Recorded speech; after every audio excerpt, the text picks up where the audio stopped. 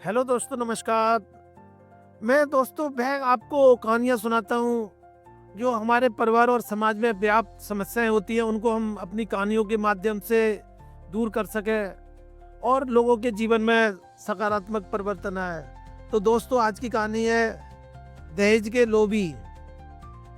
पापा, तुम चिंता मत करो।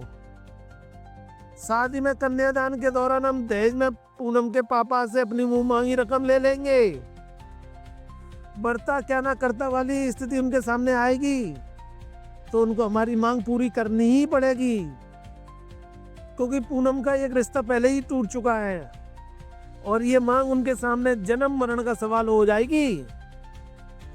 हाँ बेटा, ये ठीक रहेगा।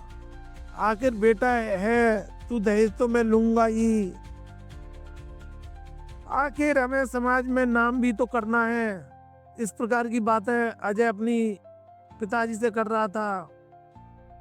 पूनम एक पढ़ी लिखी सरकारी नौकरी करने वाली लड़की थी। उसकी एक सगाई किसी कारण से टूट गई थी। उसके पिताजी सरकारी विद्यालय में एक बाबू के पद पर कार्यरत थे। वे 3 बहनें थी। बड़ी बहन की शादी हो गई थी। बहुत ही संस्कारी ससुराल था उसका। आखिर शादी का दिन आ ही गया। बड़े धूमधाम से शादी की सभी रस्में संपन्न की गई। जैसे ही कन्यादान का समय आया, अजय ने अपनी पूर्व योजना के अनुसार पूनम के पिताजी से डिजायर कार और 10 लाख की मांग की। दोस्तों के सामने अपनी शान और शौकत को प्रकट करने के लिए उसने ये दूसरा तरीका निकाला था। जैसे ही पूनम ने ये सुना, उसके पैरों के नीचे से जमीन खिसक गई। उसके कान फटे के फटे रह गए। एक तरफ पिताजी की इज्जत, दूसरी तरफ इतनी सारी दहेज की मांग।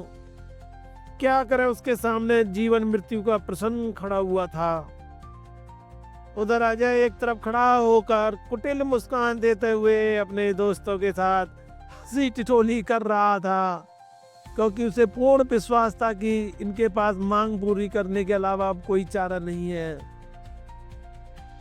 वह ये सोच ही रहा था कि पूनम दहेज के वस्त्रों में बड़े आत्मविश्वास से उसकी ओर चलकर आती है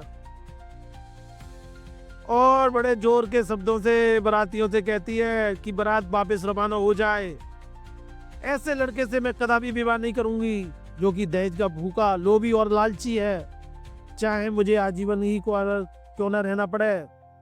ये सुनते ही पूनम के पिताजी चक्कर खाकर गिर पड़ते हैं। तभी विजय, पूनम की बड़ी बहन का देवर, पूनम का हाथ पकड़ते हुए कहता है, ये मंडप सजा रहेगा और यहाँ फेरे भी होंगे। पूनम से विवाह भी करूंगा।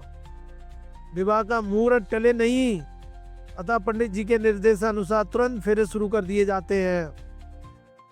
अजय अपनी आंखों से सारा नजारा देख रहा होता है। रुके या जाए, सारे बराती उस पर थू थू करते हैं। नौकरी वाली लड़की मिल रही थी, इसे धन का इतना लोभी। अजय अब ना घर का रहा ना घाट का। पूनम का तो घर और बर दोनों मिल गए। तो दोस्तों, ये हमारे समाज में निरंतर ऐसी घटनाएं हो रही हैं। यह समाज को, हमें जो दहेज के लालची लोग हैं, उनको सबक सिखाने के लिए कहानी बहुत ही प्रेरणा स्रोत बनेगी। तो इस कहानी को औरों के साथ शेयर कीजिए दोस्तों, और हमारे चैनल को सब्सक्राइब करना मत भूलना। जय श्री राम।